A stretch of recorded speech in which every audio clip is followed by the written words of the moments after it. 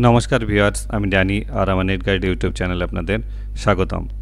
আজ আমি আপনাদের দেখাবো এনভিএসপি অর্থাৎ ভোটার সার্ভিস পোর্টাল যেটা আছে সেন্ট্রাল গভর্নমেন্টের, সেই পোর্টাল থেকে আপনি আপনার এপিক নাম্বার অন্য কোনো বিধানসভায় আছে কি না সেটা কিভাবে জানবেন।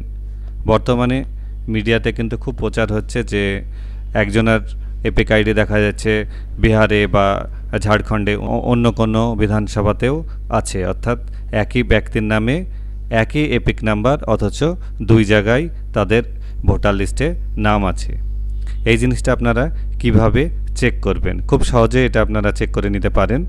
তার জন্য আপনাদের আসতে হবে এই যে ভোটার সার্ভিস পোর্টাল, গুগলে গিয়ে এনভিএসপি সার্চ করলেই এই ওয়েবসাইট পেয়ে যাবেন।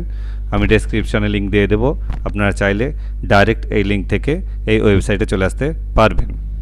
এরপরে ডান দিকে যে অপশান আছে এই লগ ইন ও সাইন আপ অর্থাৎ যারা ফার্স্ট টাইম এই ওয়েবসাইটে আসবে তাদের একটা রেজিস্ট্রেশন প্রসেসের মাধ্যমে যেতে হবে, এই সাইন আপ করতে হবে তাদের।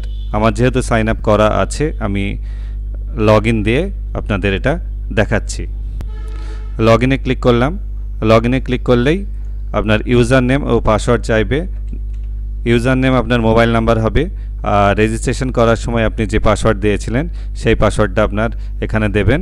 তারপরে নিচে যে ক্যাপচা কোডটা আছে সেটা দেখে দেখে টাইপ করে দেবেন। অ্যালফানিউমেরিক ছোটো হাতের বড় হাতের অক্ষর যেভাবে আছে সেভাবে দেবেন। তারপরে রিকোয়েস্ট ওটিপিতে ক্লিক করবেন। রিকোয়েস্ট ওটিপিতে ক্লিক করলেই আপনার রেজিস্টার মোবাইলে 6 সংখ্যার একটা ওটিপি চলে আসবে। সেটা দেওয়ার পর ভেরিফাই অ্যান্ড লগ ইনে ক্লিক করুন। এটা দেখুন আপনার ড্যাশবোর্ড, ভোটার সার্ভিস পোর্টালের ড্যাশবোর্ড। এখান থেকে আপনারা নতুন ভোটার কার্ড কারেকশান সব কিছুই করতে পারবেন। এই যেমন 6 নম্বর ফর্ম, এখান থেকে নতুন ভোটার কার্ডের জন্য আবেদন করতে পারবেন। এই যে 8 নম্বর ফর্ম, এখান থেকে আপনারা যেতে কোনো কারেকশান চান বা ফটো আপডেট চান এখান থেকে করতে পারবেন। আমার চ্যানেলে অলরেডি এনভিএসপি পোর্টালের অনেক ভিডিও আছে, আপনারা চাইলে সেখান থেকে নতুন কিভাবে আপনারা ডিজিটাল কার্ড ডাউনলোড করবেন কিংবা কারেকশন করবেন এগুলো আপনারা দেখে নিতে পারেন। কিন্তু আমি আজকে আপনাদের যেটা দেখাবো সেটা হচ্ছে শুধুমাত্র আপনার এপিক নাম্বার অন্য কোনো বিধানসভায় আছে কিনা বা অন্য স্টেটে দেখা যাচ্ছে আপনার একই এপিক নাম্বারে অন্য ভোটার লিস্টে আপনার নাম আছে কিনা সেটা কিভাবে দেখবেন। তাহলে এইদিকে যে ডান দিকে যে অপশান আছে সার্চ ইন ইলেক্টেড রোল, এই যে অপশানটা আছে এই অপশানে আপনাকে ক্লিক করতে হবে।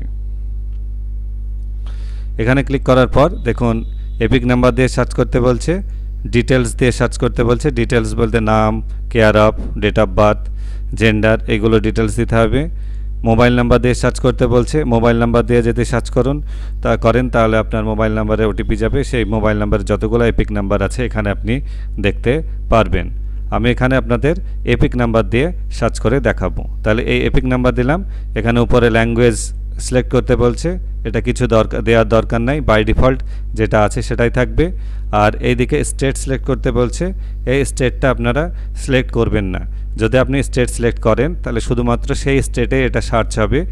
আমি এটা সাজেস্ট করব যে আপনার এখানে স্টেটটা সিলেক্ট করবেন না, তাহলে এটা অল ইন্ডিয়া যতগুলো স্টেট আছে সব স্টেটে আপনার এই এপিক নাম্বারটা সার্চ হবে।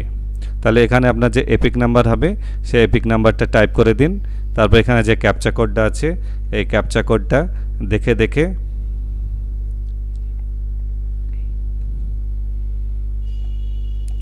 টাইপ করার পর সার্চে ক্লিক করুন। একটা জিনিস মাথায় রাখবেন, এখানে স্টেটটা কিন্তু আপনারা সিলেক্ট করবেন না, এটা সিলেক্ট ইউর স্টেট বলে যে লেখাটা আছে এটাই থাকবে। তারপরে সার্চে ক্লিক করলেই দেখুন আপনার সার্চ রেজাল্ট এখানে চলে আসবে, শোয়িং 1 of 1 এন্ট্রিজ, অর্থাৎ আপনার এই এপিক নাম্বার অল ইন্ডিয়াতে একটাই আছে।